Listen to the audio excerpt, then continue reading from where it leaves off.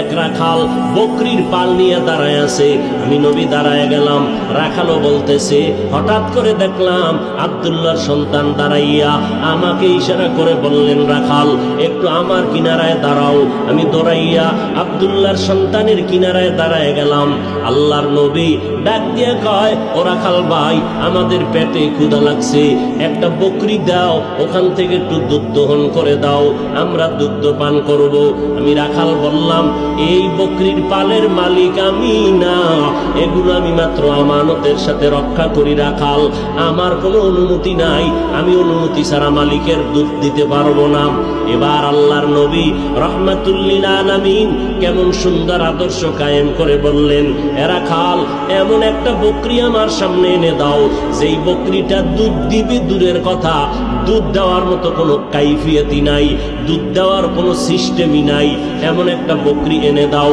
রাখাল বলে, মুহাম্মদের কথায় আমি তোরাই একটা বকরি এনে দিলাম, যেই বকরি মরণের আগ পর্যন্ত এক ফোঁটা দুধ কোনোদিন দিবে না। বকরিটা যখন মুহাম্মদের পাশে দাঁড়ানো, মুহাম্মদ বকরির গায়ে হাত লাগাইয়া ঠোঁট মোবারক নাড়ায় যেন কি পড়লো। হঠাৎ করে তাকাইয়া দেখি যেই বকরি মরার আগে দুধ দিতে পারে না, ওই বকরির ওলানটা দুধের দ্বারা ভরপুর হয়ে গেল। আল্লাহর নবীর দিকে তাকাইয়া দেখতেছি,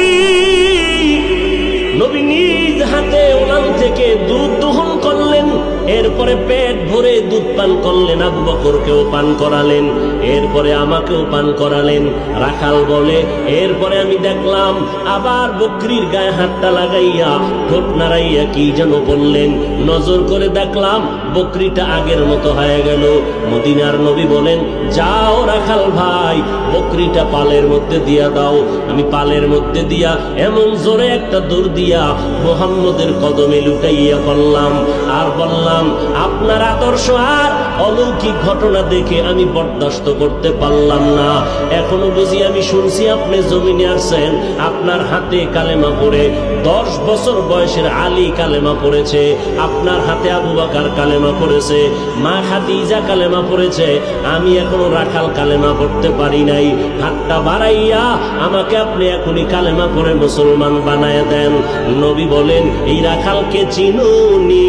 এই রাখাল আমার কলিজার টুকরা আব্দুল্লাহ ইবনে মাসউদ রাদিয়াল্লাহু তাআলা আনহু।